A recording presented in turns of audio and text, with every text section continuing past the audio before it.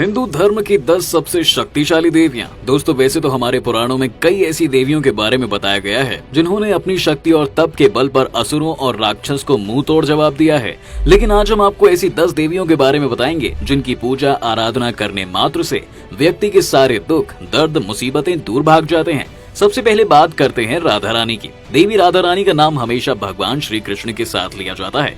कहते हैं राधा के बिना श्री कृष्ण अधूरे हैं। आपको बता दें, राधा कोई और नहीं बल्कि श्री कृष्ण की शक्ति है।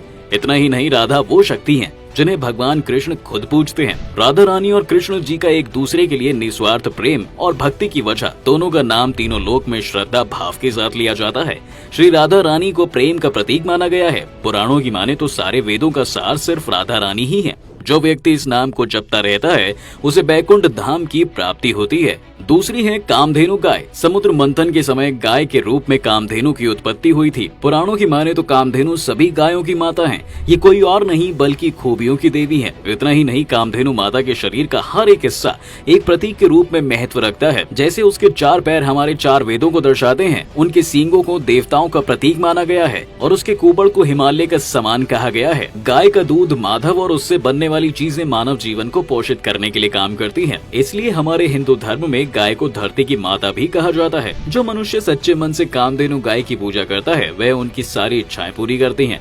अब बात करते हैं देवी तुलसी की। हिंदू धर्म में देवी तुलसी को एक पौधे के रूप में पूजा जाता है। आपने इससे जुड़ी कई कथाएं सुनी होंगी। ऐसी ही एक कथा के अनुसार देवी तुलसी अपने पिछले जन्म में भगवान शिव के पुत्र जलंधर की पत्नी थी, जिनका नाम वृंदा था। वृंदा के पवित्रता की वजह से जलंधर को कोई भी नहीं मार सकता था, जिस कारण से वो देवताओं के लिए मुसीबत बन गया। तब विष्णु जी ने एक ऐसा छल किया जिससे जलंधर का वध आसान हो गया। विष्णु जी की सारी सच्चाई जानकर वृंदा बहुत क्रोधित हुई और उसने विष्णु जी को पत्थर होने का श्राप दे दिया, जिसे आज भी हम लोग शालिग्राम के नाम से पूजते हैं। इसके बाद वृंदा ने खुद को चिता की अग्नि में भस्म कर दिया और पौधे के रूप में जन्म लिया। वैसे आपको बता दें, भगवान विष्णु हर वो भोग अधूरा मानते हैं जिसमें तुलसी नहीं होते। इतना ही नहीं, मरते हुए व्यक्ति के मुंह में तुलसी दल डालने से उसे बैकुंठ की प्राप्ति होती है। चौथी है गंगा देवी। देवी गंगा को हम सभी एक नदी के रूप में पूजते हैं जो सबसे पवित्र नदी मानी जाती है। कहते हैं गंगा स्नान करने से मनुष्य के सारे पाप धुल जाते हैं, साथ ही व्यक्ति को जीवन मृत्यु के चक्र से छुटकारा मिल जाता है।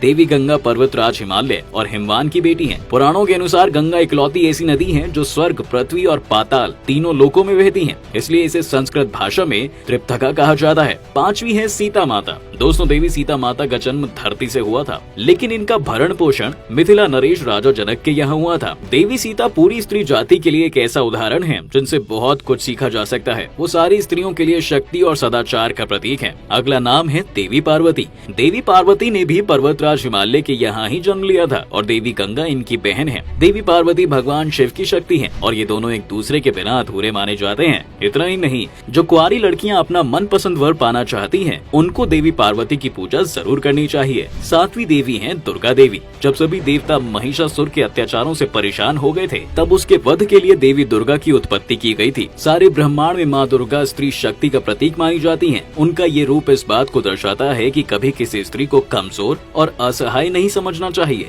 जो व्यक्ति नवरात्रि के समय माँ दुर्गा के 9 रूपों की पूजा पूरे सच्चे मन और विश्वास के साथ करता है, उसे माता का आशीर्वाद जरूर प्राप्त होता है। 8वां नाम है देवी काली। माँ काली की उत्पत्ति भगवान शिव के नेत्र से हुई थी और इन्हें माँ पार्वती का ही रूप माना जाता है। रक्तबीज जैसे दुष्टों के नाश के लिए देवी पार्वती को ये रूप लेना पड़ा। अपने इस रूप में देवी अत्यंत क्रोधित दिखाई देती हैं, इसलिए ये माता का विकराल रूप कहा जाता है। इस रूप में उनके माथे पर तीसरा नेत्र और चंद्र रेखा शोभित हैं। गले में कराल विष का निशान तथा खोपड़ियों की माला और हाथ में त्रिशूल, चाकू और एक खून का कटोरा माता के इस रूप को और भयानक बना देता है। अगली देवी है देवी लक्ष्मी। धन और समृद्धि की शक्तिशाली देवी लक्ष्मी माता को माना जाता है। सनातन धर्म में दीपावली के अवसर पर देवी की खास पूजा करने की परंपरा है। आज के समय की बात करें तो इनकी कृपा की जरूरत हर व्यक्ति को रहती है, लेकिन देवी की कृपा उनके खास भक्तों पर ही रहती है जो सच्चे मन से उनकी आराधना करते हैं। 10वीं देवी